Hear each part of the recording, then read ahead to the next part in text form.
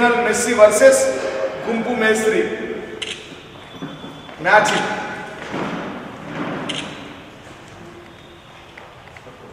Messy గ్రౌండ్లో football ఆటగాడు, గుంపు మేస్త్రి ఏమో కోర్టులో ఓటుకు నోటు కేసులో కేటుగాడు. అత్త సొమ్మును అల్లుడు దానం చేసినట్టు 100 కోట్ల రూపాయలు. సింగరేన్ కంపెనీ ఏమో స్పాన్సర్, రేవంత్ ఏమో డాన్సర్ అయిపోయింది. అనేది ఏంటంటే ఈ రాష్ట్రంలో ఏం జరుగుతుంది అసలు? అంతర్జాతీయ ప్రాముఖ్యత తీసుకొచ్చే విధంగా కేటీఆర్ గారు ఫార్ములా కార్ ఈ రేస్ అంత గొప్పగా ప్రపంచ దిగ్గజాలను తీసుకొచ్చి హైదరాబాద్ నగరానికి ప్రపంచ బ్రాండ్ ఇమేజ్ తీసుకొచ్చిన ఆయనకి అవినీతిని అంటగట్టి ఒక 54 కోట్ల విషయంలో లేని అవినీతిని ఆయనకు అంటగట్టి ఆయన కేసు బుక్ చేయించి, మొన్న మిస్ వరల్డ్ కేసులకేమో 200 కోట్లు ప్రజా డబ్బు దుర్వినియోగం చేసి ఇలా ఫుట్బాల్ ఆటకు ఆయన ఫుట్బాల్ ఆటగాడు ఆయన కావచ్చు, ఆడుకొని ఇంట్లో ఆడుకో. కానీ సింగరేణి ప్రజల రక్తపు మాంసం, నువ్వు ఫుట్బాల్ ఆటగాడు అయితే ఆడుకో, మాకు అభ్యంతరం లేదు, రోజు గ్రౌండ్కో ఆడుకో. ప్రజల జీవితాలతో ఎందుకు ఫుట్బాల్ ఆడుతుందని చెప్పి రాష్ట్ర ముఖ్యమంత్రి నేను ప్రశ్నిస్తూ ఉన్నా. మెస్సీ సాకర్ దిగ్గజం మెస్సీ, మన మేస్త్రి ఏమో ఒక బ్రోకర్ దిగ్గజం అని చెప్పి సందర్భంగా తీస్తుంది. ఎందుకంటే ఫుట్బాల్ ఆయనతో ఆడుతున్న ముఖ్యమంత్రి నీకేం దయచోపు? ప్రజల సొమ్ము దుర్వినియోగం చేసి, సింగరేణి సొమ్ము దుర్వినియోగం చేసి అని చెప్పి రాష్ట్ర ముఖ్యమంత్రి నేను ప్రశ్నిస్తూ ఉన్నా. మెస్సీ ఆడేది సాకర్ గేమ్ అయితే రేవంత్ ఆడేది జోకర్ గేమ్ అయిపోయి ఆయన ఒక బ్రోకర్గా మిగిలిపోతుంది రాష్ట్రంలో అని చెప్పి సందర్భంగా తెలియజేస్తుంది. అది హైదరాబాద్ ప్రతిష్ట పెంచే ఈవెంట్ కాదు, కోట్లు కొల్లగొట్టే పేమెంట్ అని చెప్పి సందర్భంగా తెలియజేస్తుంది. కోట్ల రూపాయలు ఒక్కరోజు 100 కోట్లు సొమ్ము సింగరేణిది, సోకు రేవంత్ రెడ్డి. తెలంగాణలో ఒక సామెత ఉంటుంది, అత్త సొమ్ము అల్లుడు దానం చేసింది. సొమ్ము ఒక్కడిది, సోకు ఒక్కడిది. సొమ్ము సింగరేణిది, సోకు ఏమో రేవంత్ రెడ్డి. సింగరేణి స్పాన్సర్, రేవంత్ రెడ్డి ఏమో డాన్సర్ అయిపోయింది ఈ ఆటల. ఇది ఒక రాక్షస క్రీడ అని చెప్పి సందర్భంగా తెలియజేస్తుంది. ఇది సింగరేణి పుడమతల్లి గర్భంలో నల్ల బంగారు సిరులు పండిస్తున్న కార్మికుల శ్రమను అవమానించడమే. వాళ్ళ యొక్క రక్తం చెమట, సింగరేణి కార్మికుల రక్తం చెమట 100 కోట్లు స్పాన్సర్ చేయించిన రాక్షస ముఖ్యమంత్రి రేవంత్ రెడ్డి అని చెప్పి సందర్భంగా తెలియజేస్తుంది. తమ కష్టార్జితాన్ని, సింగరేణి కార్మికుల కష్టార్జితాన్ని ప్రైవేట్ ప్రోగ్రాం కొరకు దుబారా చేస్తున్నపై బగ్గుమంటున్న కార్మిక వర్గం ఇదే 100 కోట్లు తమ పిల్లల భవిష్యత్తు కోసం, తమ హెల్త్ కోర్ కోసం, తమ ఫ్యూచర్ కోసం కేటాయించుంటే కార్మిక వర్గం అంతా శుభాకాంక్షలు తెలిపేది. ఇలా రాష్ట్ర వ్యాప్తంగా రైతుల నుంచి కార్మికుల దాకా ఆగమైపోయారు. ఇచ్చేటోడికి పైసలు ఇస్తలేడు, దేవుళ్ళ మీద ఒట్లు పెడుతున్నారు. ఢిల్లీ పోతే చెప్పులు ఎత్తుకపోతారని దొంగలాగా ఇస్తున్నట్టు. డబ్బులు లేని ముఖ్యమంత్రి గురుకులాలలో అన్నం పెడతలేడు, ఉదయం పూట టిఫిన్ బ్రేక్ఫాస్ట్ ఇవ్వలేని ముఖ్యమంత్రి పురుగుల అన్నం పెట్టి, విషాహారం పెట్టి దావకాలలో ఏరిపోతూ ప్రభుత్వ పాఠశాల సమస్యలతో కొట్టుమిట్టాడుతున్నాయి. ఆత్మహత్య చేసుకుంటూ పిల్లగాని పట్టించుకోకుండా సింగరేణి సొమ్ముని ఆర్భటాలు ఖర్చు చేయడంపై విద్యావేత్తలు, రాజకీయ నాయకులు అందరూ కూడా పెద్ద ఎత్తున నిరసన తెలియజేస్తుంది. ఇగో ఇందాక తొలి వెలుగు రావు ఈ మెస్సీ అనే ఆటగాడికి ఒక్క ఫోటో దిగితే 10 లక్షలు. మీరు వినండి.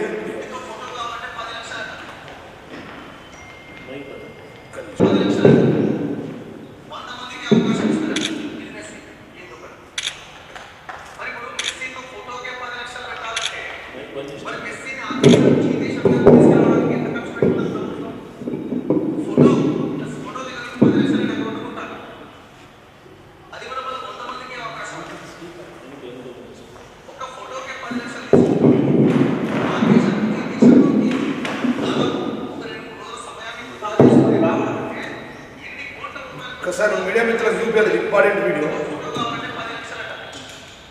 100 మందికి అవకాశం ఇస్తారు.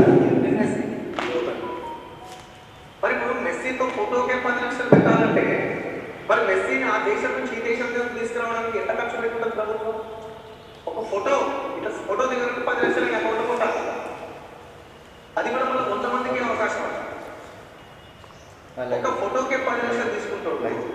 ఆ దేశం నుంచి దేశంలోకి దాదాపు ఒక 2-3 రోజుల సమయాన్ని వృధా చేసుకుని రావడం అంటే ఎన్ని కోట్ల రూపాయల ప్రభుత్వాలు ప్రజల సొమ్ముని ఆయనకి ఇస్తే వాడు వస్తున్నట్టు సారీ పాయింట్ ఏంటంటే ఫోటోకే 10 లక్షలు తీసుకుంటే అంటే ఒక్క ఫోటోకి మిస్ అయ్యడానికి ఒక ఫోటో దిగితే 10 లక్షల రూపాయలు ఇస్తారు. ఆయన డిమాండ్ పెట్టిండు. ఇప్పుడు జీవన్ రెడ్డి అనే వ్యక్తి పోయి ఫోటో దిగాలంటే 10 లక్షల రూపాయలు. అట్లా ఒక ఫోటోకే 10 లక్షలు అయితే ఆ దేశం నుంచి ఈ దేశంకి వచ్చి ఆట ఆడినందుకు ఎన్ని పైసలు ఇవ్వాలి? స్పాన్సర్ 100 కోట్లే.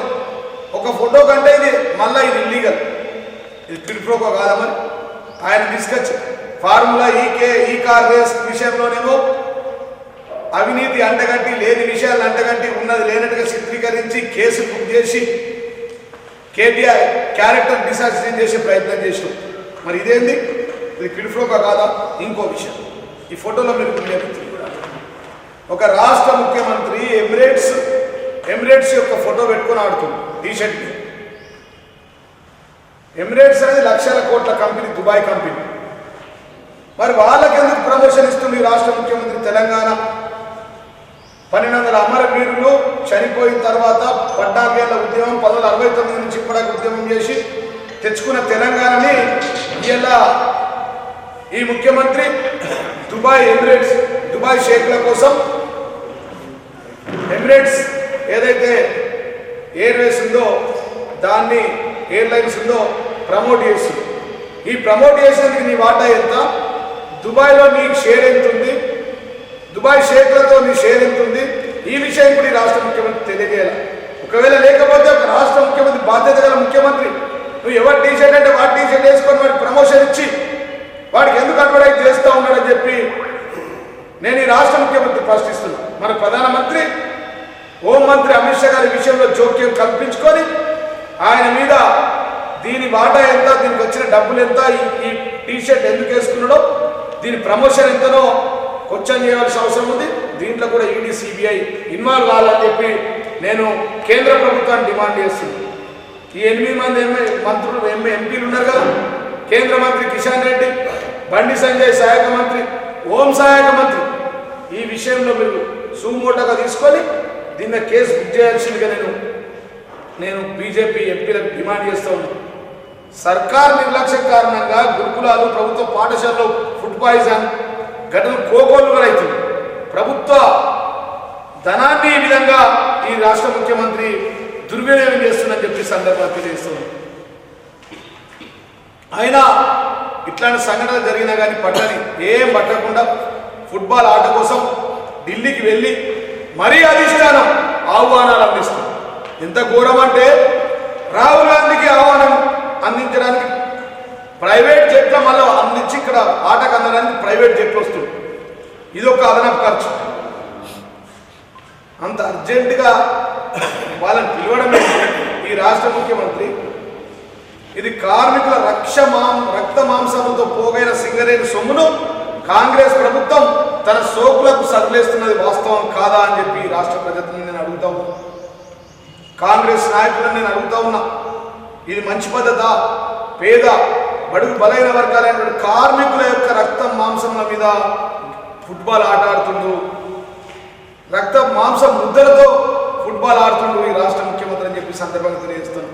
కార్మికుల కష్టార్జితాన్ని మంచినీళ్ళ ప్రాయంలో ఖర్చు చేస్తుంది.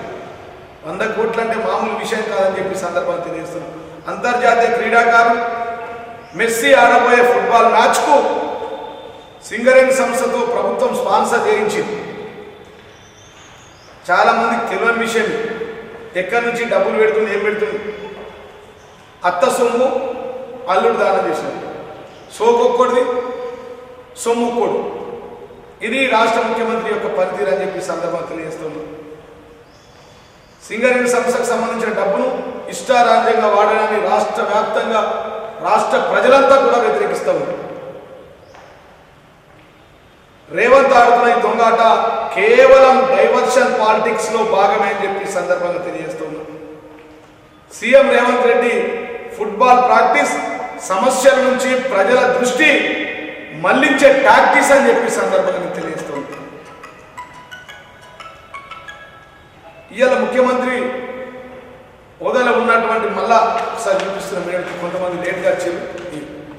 ఎమిరేట్స్ ముఖ్యమంత్రి ఉండి ఎమిరేట్ టీషర్ట్ ధరించి ఆ సంస్థను ప్రమోట్ చేస్తావా, ఎన్నుకున్నావు, దీంట్లో నీకు డబ్బు ఎంత వచ్చింది, ఎంత వాటా నీకు అందింది, క్విడ్ ప్రోకో ఎంత జరిగింది, ఈ దేశంలో ఉన్నటువంటి ఈడీ ఇన్వాల్వ్ అయి ముందటి తీసుకెళ్లాలని చెప్పి సందర్భం నేను డిమాండ్ చేస్తూ ఉన్నా అని చెప్పి సందర్భంగా తెలియజేస్తూ ఉన్నాను. కేటీఆర్ గారి యొక్క ఫార్ములా ఈ కేసు ఏదైతే ఉందో ఆ కేసుకేమో అవినీతిని అంటగడుతుంది, ఇది డైరెక్ట్ క్విడ్ ప్రో కాదా అని చెప్పి నేను ఈ రాష్ట్ర ముఖ్యమంత్రి రేవంత్ రెడ్డిని ప్రశ్నిస్తూ ఉన్నా అని చెప్పి సందర్భంగా తెలియజేస్తా ఉన్నాను. ఒక్క 56 కోట్ల విషయంలో ఆ రోజు మరి విచ్చలవిడిగా మాట్లాడి కేటీఆర్ క్యారెక్టర్ డిసాసినేషన్ చేసినటువంటి నువ్వు 200 కోట్లు మిస్ వడాలతో, అదేవిధంగా 100 కోట్లు ఈ మెస్సీ వర్సెస్ గుంపు మేస్త్రి క్రీడలో ఒక రాక్షస క్రీడలో భాగమైనటువంటి దీన్ని ఖర్చు చేస్తున్న ఈ యొక్క 100 కోట్ల విషయంలో నీ మీద ఎన్ని కేసులు పెట్టాలో కేంద్రంలో ఉన్నటువంటి ఎంపీలు, నిజామాబాద్ జిల్లా కేంద్ర సహాయక మంత్రి, హోం సహాయక మంత్రి బండి సంజయ్, హైదరాబాద్లో కిషన్ రెడ్డి మంత్రి గారు, అదేవిధంగా నిజామాబాద్ ఎంపీ ఈటల రాజేందర్ గారు, మల్కాజ్గిరి ఎంపీ మిగతా 8 మంది రఘునందన్ గారు, మీరంతా ఢిల్లీకి వెళ్ళండి, ఈ రాష్ట్ర ముఖ్యమంత్రిపై కేసులు బుక్ చేయించిన బాధ్యత మీపై ఉన్నాయని చెప్పి నేను బీజేపీ నాయకులకు డిమాండ్ చేస్తా ఉన్నాను. లేకపోతే మీతో కూడా ప్రజలు ఫుట్బాల్ ఆడతారు, ఖచ్చితంగా బీజేపీ నాయకులతో కూడా గ్రౌండ్లో ఫుట్బాల్ ఆడతారని చెప్పి సందర్భంగా తెలియజేస్తాను. 6 గ్యారెంట్లపై రాహుల్ గాంధీ నోరు మెదపలే. గతంలో వచ్చి ఒక విచిత్రం ఏంటంటే బీసీ రిజర్వేషన్ గురించి ఢిల్లీలో ముఖ్యమంత్రి ఉన్నాడు, ఢిల్లీలో రిజర్వేషన్ గురించి కొట్లాడ జరుగుతుంది, అక్కడ అటెండ్ కాలే. కానీ ఇవాళ ప్రైవేట్ జెట్ వస్తుడు, ప్రైవేట్ జెట్లో ఢిల్లీ నుంచి ఇక్కడికి వచ్చి మెస్సీ వర్సెస్ గుంపు మేస్త్రి ఆట ఆడడానికి ఆయన ఇక్కడికి వస్తుండు. దీన్ని కూడా ప్రజలు తీవ్రంగా వ్యతిరేకిస్తున్నారని చెప్పి సందర్భంగా తెలియజేస్తుంది. ఎన్నికల హామీలు అమలు చేయనందుకు తెలంగాణ ప్రజలకు క్షమాపణ చెప్పాలి. ఢిల్లీలో ఇవాళ అక్కడి నుంచి బయలుదేరడాన్ని కూడా మొత్తం ప్రజలు యావత్ తెలంగాణ మొత్తం తిరగబడుతుంది, వ్యతిరేకిస్తుందని చెప్పి సందర్భంగా తెలియజేస్తూ మరి ప్రధానంగా తెలంగాణ ప్రజలకు, నిజామాబాద్ జిల్లా ప్రజలకు చేతులెత్తి విజ్ఞప్తి చేస్తూ ఉన్నాం. మొదటి ఫుట్బాల్ ఆటలో గ్రామ పంచాయతీ ఎన్నికల్లో 40% పైన బీఆర్ఎస్ పార్టీ రాష్ట్ర వ్యాప్తంగా సర్పంచులు గెలిచి రేవంత్ రెడ్డితో ఫుట్బాల్ ఆడుకున్నారు, గోల్ కొట్టి. అదేవిధంగా మళ్ళా రేపు 2వ విడత జరగబోతుంది 14వ తారీఖు నాడు.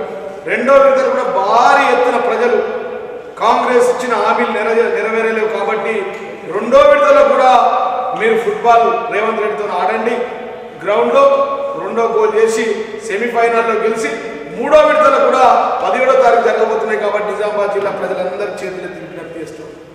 ఈ కాంగ్రెస్ పార్టీ ఒక జూటా పార్టీ, ప్రజల సొమ్ము ఇట్లా అత్త సొమ్ము అల్లుడు దానం చేసినట్టు సింగరేణి సొమ్ము ఈయన వాడుకొని ఈయన ప్రత్యేకమైన ఆట గురించి, ఈయన బ్రాండ్ ఇమేజ్ గురించి, తెలంగాణ అమరవీరుల రక్త ముద్దలపై ఏర్పడిన తెలంగాణ సొమ్ముని కాజేస్తూ ఉన్నాడు ఈ రాష్ట్ర ముఖ్యమంత్రి. కాబట్టి మరి 3వ విడతలు కూడా మీరు ఆలోచించండి ప్రజలారా. మంచిగానే నిర్ణయం ఇస్తూ సర్పంచ్ ఎలక్షన్లో మీరు చెప్పినట్టు ఎలక్షన్ ఏమైనా సెలక్షన్ కేసీఆర్ అన్నట్టుగానే జరుగుతుంది. మేము అధికారంలో ఉన్నప్పుడు 95% సర్పంచులు గెలిచారు. ఇవాళ మీరు అధికారంలో ఉన్నారు, 40% పైన మొదటి విడత అయిపోయింది. నిన్ను ఫుట్బాల్ ఆడుకున్నారు, 2వ విడతలో కూడా ఫుట్బాల్ ఆడుకుంటారు, 3వ విడతలో కూడా ఫుట్బాల్ ఆడుకొని గోల్ చేసి విజయం సాధించాలా. మీరంతా మాకు మద్దతుగా ఉండాలని చెప్పి కూడా జిల్లా ప్రజలు, జిల్లా అధ్యక్షుడిగా జిల్లాలో జరగబోయే 2వ, 3వ విడతల్లో కూడా మొదటి విడతలో వచ్చిన రిజల్ట్ ఇవ్వాలని చెప్పి చేతులెత్తి విజ్ఞప్తి చేస్తూ మరి ఈ లియోనల్ మెస్సీ వర్సెస్ గుంపు మేస్త్రి యొక్క ఆట ఏదైతే ఉందో దాన్ని ఖచ్చితంగా ఎంక్వైరీ జరగాల, సిబిఐ చేత ఇన్వెస్టిగేషన్ జరగాల. దీంతో జరిగిన ఫోటో ఎమిరేట్స్ మళ్ళీ ఎందుకు ఇస్తున్నట్టు ఈ టీషర్ట్ ఆడుకొని దుబాయ్ షేకుల నుంచి ఎంత తీసుకున్నావు, ఎమిరేట్స్ కంపెనీ నుంచి ఎంత తీసుకున్నావు, దుబాయ్లో నీకు ఎంత వాటా ముట్టింది? దీని సిబిఐ ఎంక్వైరీ జరగాల, ఇన్వెస్టిగేషన్ జరగాల, కేంద్ర మంత్రులు బీజేపీ ఎంపీలు దీన్ని పని చేయాలా, చేయకపోతే దాంట్లో మీకెంత వాటా ఉందో కూడా ప్రజలు మిమ్మల్ని ప్రశ్నిస్తారని చెప్పి సందర్భంగా తెలియజేస్తున్నాం. ఒకవేళ మీరు కనుక ఈ విషయం సీరియస్గా తీసుకోకపోతే కాంగ్రెస్ బీజేపీలు ఇద్దరిని కలిసి ప్రజలే ఫుట్బాల్ ఆడతారు. గ్రామ పంచాయతీ ఎన్నికలు, మళ్ళీ జరగబోయే ఎంపీడీసీ ఎన్నికల్లో, మళ్ళీ జరగబోయే జడ్పీడీసీ ఎన్నికల్లో, మళ్ళీ జరగబోయే మున్సిపల్ ఎన్నికల్లో ప్రజలు మీతోని ఫుట్బాల్ ఆడి మిమ్మల్ని ఉడికించి కొడతారని చెప్పి సందర్భంగా తెలియజేస్తూ ఈ అవకాశం ఇచ్చిన మీడియా మిత్రులందరికీ ధన్యవాదాలు తెలియజేస్తూ ముగిస్తూ ఉన్నా. ఇప్పుడు తెలియజేసుకుంటూ వేదిక మీద ఉన్నటువంటి జిల్లా పరిషత్ జీవన్ రెడ్డి గారు, మాజీ జిల్లా పరిషత్ చైర్మన్ చంద్రబాబు గారు, కూడా చైర్మన్ ప్రభాకర్ రెడ్డి గారు, లక్ష్మణ్ గారు, అదేవిధంగా వేదిక మీద ఇతర సోదరులందరికీ సోదరులకు ముఖ్యంగా ఈ ఎన్నికలు ప్రకటించడంతోనే కాంగ్రెస్ ప్రభుత్వం రేవంత్ రెడ్డి గారు జిల్లాలో ముందు పెట్టుకున్నాడు. ఫస్ట్ అంటే ప్రజల సమస్యలు ఏవైతే ఎదుర్కొంటా ఉన్నారో, రైతులు ఏవైతే సమస్యలు ఎదుర్కొంటా ఉన్నారో వాటన్నిటిని కూడా డైవర్షన్ చేయడానికి జిల్లాలు తిరిగి, జిల్లా హెడ్ క్వార్టర్లు తిరిగి ఇనాగ్రేషన్ల పేరు మీద, శంకుస్థాపనల పేరు మీద మరి ఆ కార్యక్రమాలు నిర్వర్తించారు. అదేవిధంగా ఒక దిక్కు ఎన్నికలు, గ్రామ పంచాయతీ ఎన్నికలు జరుగుతూ ఉంటే గ్లోబల్ రేసింగ్ పెట్టుబడుల పేరు మీద, కొత్త సిటీ నిర్మాణం పేరు మీద అక్కడ ఒక 100-200 కోట్ల రూపాయలు ప్రజాధనానికి దుర్వినియోగమైంది. అంతకన్నా ముందు మిస్ వరల్డ్ పేరు మీద మరి అంతకుముందు కేటీఆర్ గారు, కేసీఆర్ గారు బీఆర్ఎస్ ప్రభుత్వంలో కార్ రేస్ అంటే అన్ని రాష్ట్రాలు పోటీపడి మా రాష్ట్రంలో మేము కార్ రేస్ కార్యక్రమం తీసుకుంటాం, మా రాష్ట్రాలకు ఇవ్వండి అని చెప్పి ఎంతో పోటీ పడుతున్నటువంటి సందర్భంలో మన తెలంగాణ రాష్ట్రంలో హైదరాబాద్ తీసుకొచ్చి మరి కార్ రేస్ నిర్వర్తిస్తే దాంట్లో కేవలం నేను అనుకుంటా 54 కోట్లే సుమారు ఖర్చు అయితే ఈ ప్రభుత్వం, కాంగ్రెస్ ప్రభుత్వం వచ్చిన తర్వాత లేని అవినీతిని అండగట్టి మరి కేటీఆర్ గారి మీద కేసులు పెట్టించినటువంటి ఘనత ఈ కాంగ్రెస్ ప్రభుత్వానికి. మరి ఈరోజు నేను అడుగుతా ఉన్నాను, ఒక దిక్కు మిస్ వరల్డ్ పేరు మీద 200 కోట్లు, గ్లోబల్ రేసింగ్ మన పెట్టుబడుల మీద అదొక 100 కోట్లు. ఈరోజు సింగరేణి కార్మికులు ఎంత కష్టపడి భూగర్భంలో కష్టపడి మరి చచ్చుడో బతుకుడు అన్నట్టు పనిచేస్తూ మరి విరామంగా కృషి చేస్తున్నటువంటి కార్మికుల యొక్క పొట్టగొట్టడానికి ఈరోజు సింగరేణి నుంచి 100 కోట్లు తీసుకొని ఫుట్బాల్ ఆడే కార్యక్రమాన్ని ఈరోజు హైదరాబాద్ చేస్తూ ఉన్నారు. ఒక దిక్కు ప్రజలు తమకు ఉన్నటువంటి సమస్యల్ని పరిష్కారం చేయాలని చెప్పి కోరుతూ ఉంటే, రైతుల ధాన్యం కూడా సరిగ్గా కొనుగోలు చేయకపోతే, బోనస్ రాకపోతే బోనస్ రావాలని కోరుకుంటా ఉంటే, రైతు బంధు రావడం లేదు, రైతు బంధు ఇవ్వమంటే, పెన్షన్ పెంచమంటే, సౌభాగ్యలక్ష్మి కింద మహిళలకు 2500 ఇవ్వమంటే, తులం బంగారం కళ్యాణలక్ష్మి షాదీ ముబారక్ ఇవ్వమంటే, మరి ఇలాంటి 420 హామీలు ఏవైతే ఇచ్చారో 6 గ్యారెంటీల పేరు మీద ఆ సమస్యని పరిష్కారం చేయకుండా ఎన్నికలు జరుగుతున్నటువంటి సమయంలో ప్రజల యొక్క దృష్టి ఈ విధంగా డైవర్షన్ చేసే కార్యక్రమాన్ని కావాలనే ముఖ్యమంత్రి రేవంత్ రెడ్డి గారి కార్యక్రమాన్ని హైదరాబాద్లో, తెలంగాణలో చేసినటువంటి కార్యక్రమాన్ని ప్రజలు గమనిస్తూ ఉన్నారు. నేను మీ ద్వారా జిల్లా ప్రజల్ని కోరుతా ఉన్నాను, సర్పంచ్ ఎన్నికలు జరుగుతా ఒక విడత జరిగిపోయింది బోధన్ డివిజన్, ఇంకా 2 విడతలు ఉన్నాయి. నిజామాబాద్ రూరల్ కాన్స్టిట్యున్సీ, అదేవిధంగా ఆరుమూరు ఉన్నటువంటి మాక్లూరు ఈ మండలాలు ఈరోజు రేపు ఎన్నికలు జరుగుతూ ఉంది. అదేవిధంగా 17th నాడు ఆర్మూర్ అండ్ బాల్కొండ కాన్స్టిట్యూన్సీ ఎన్నికలు జరుగుతూ ఉన్నాయి. మరి మన గ్రామాల్లో కేసీఆర్ గారు ఇచ్చినటువంటి ట్రాక్టర్లు అచ్చనే తుక్కుపట్టిపోతూ ఉన్నాయి. ఏమాత్రం కూడా పారిశుద్ధం క్లీనింగ్ లేదు. మరి వాతావరణ కాలుష్యం కాకుండా చెట్లు పెడితే ఆ చెట్లకు నీళ్ళు పోసే దిక్కు లేదు. గ్రామాల అభివృద్ధి కుంటుపడింది, పట్టణాల అభివృద్ధి కుంటుపడింది. ఇటువంటి కాంగ్రెస్ పరిపాలన 2 సంవత్సరాలు గడిచిపోతూ ఉంది. ఈ ఎన్నికల్లో సరి అయిన బుద్ధి కాంగ్రెస్ పార్టీకి చెప్పాల్సి ఉంది. కాబట్టి దయచేసి ఒకటే కోరుతా ఉన్నా, ఈరోజు ఒక దిక్కు బీసీ రిజర్వేషన్ 42% ఇస్తామన్నది, 42% కాదు, గతంలో బీఆర్ఎస్ ఇచ్చినటువంటి 23% కాదు కదా, 13%కే దిగజారిపోయింది రిజర్వేషన్ బీసీలకు. ఒక దిక్కు రిజర్వేషన్ ఊటకామీలు ఇచ్చి అది అమలు చేయకుండా తప్పించుకుంటూ తిరుగుతున్నటువంటి కాంగ్రెస్ ప్రభుత్వం.